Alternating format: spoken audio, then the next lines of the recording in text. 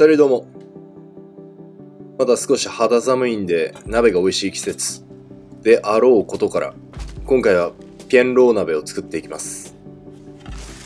正式にはピエンローですよね、多分。ピエンローっていう言葉が鍋料理を意味する中国語ですからね。はい。そんな謎多きピエンローなんですが、基本的には椎茸の出汁で白菜を煮込んでザーサイと食べると解釈してます。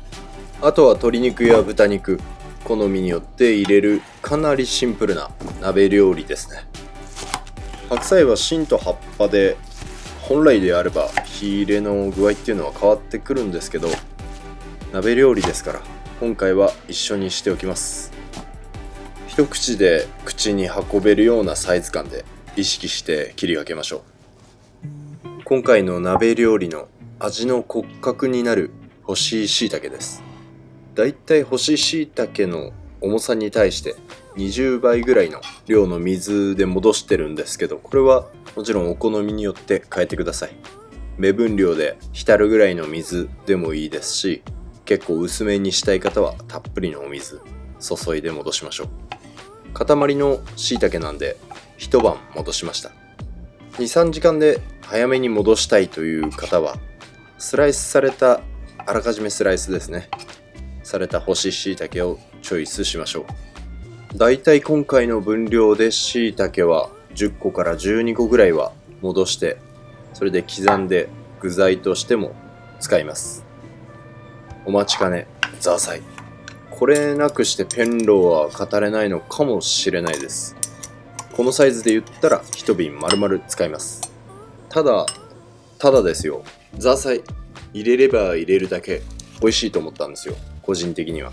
欲を言えばもう一瓶ぐらいは入れてもよかったかもと思いました。ただこれもね、好みによるんでね、一番スタンダードというか当たり障りない量は一瓶ぐらいなのかなと。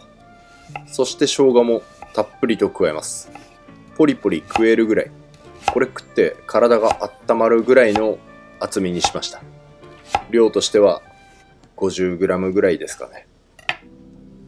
そして炊き込む鍋を用意して、白菜を所狭しと詰め込んでいきます。作ってみて思うんですけど、ピエンローは結構鍋ぎっちりになるぐらい具材を入れると美味しいと思います。椎茸の戻し汁は 400cc ぐらい。白菜から結構水分が出てくるんで、あまりなみなみ水分を継がない方がいいと思いました。そしてひと塩ですね。これで白菜の旨味を引き出します。刻んでおいた椎茸も加えて、一旦これで蓋をして加熱します。中火で5分10分ぐらいでしょうか。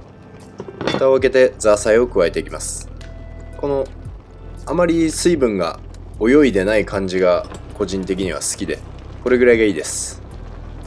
それで豚肉は直接水分が当たらないぐらい、蒸気でちょっと蒸すぐらいのイメージで、これで蓋を開けてたっぷりのごま油加えましょう。でまた少しだけ蓋をします。そうした頃に豚肉だいたい半分ぐらい火が優しく入る頃合いなんで、全体にほぐします。なるべく豚肉がダイレクトに煮汁に当たらないように気をつけて、なんていうんですかね、こうちょっと柔らかく仕上げるというか、油だけうまく煮汁に落とすような、ちょっとそんなね、ちょっとしたイメージをするだけで仕上がりって変わってくると思うんですよね。で豚肉は端に寄せて、空いたスペースでこの春雨を煮汁で煮含ませるような感じで火を入れます。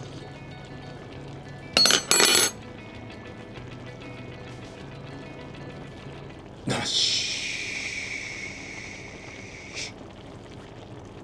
うまっ。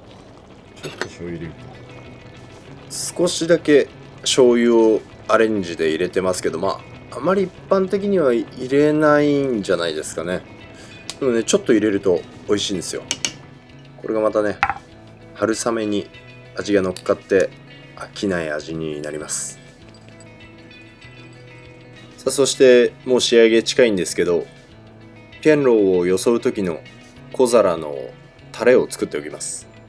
唐辛子とごま油、あとは鍋のだし。これ最高の味変なんでおすすめです。辛さはもうお好み。辛いのがいい人はガンガン唐辛子効かせてください。はい、ということで盛り付けドレッシングがないんでこのままいきます。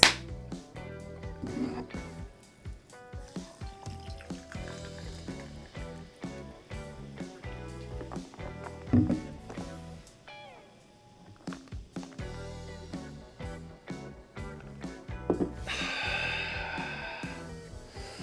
まい。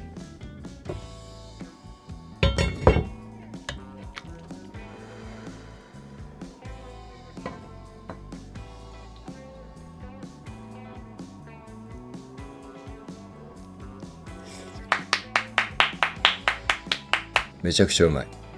ビビるぐらいうまい。白菜がねこんなに美味しく食べれるってすごいっすね。結構短時間でやったんだけど味がかなり染み込んでる。ほぼ干し椎茸の出汁ですからね。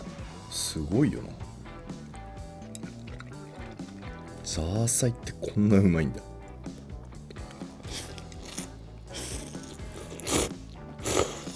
春雨がうまい。今回生姜かなり多めにしたけど、生姜が多めだと特徴が出ていいっすね。椎茸の優しい出汁に生姜のこのパンチめちゃくちゃいい。ザーサイが出してる香りなのかなこれ。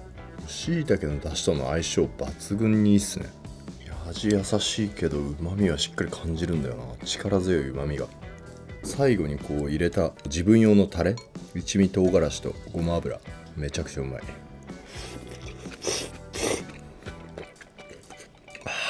このタレあった方がいいよ。生姜に当たると一気に体温上がる。うまっ。というわけでピエンローでした。よかったらぜひ参考にしてみてください。ザーサイガンガンに効かせると最高に美味しいです。それじゃまた次回の動画でお会いしましょう。アビアント。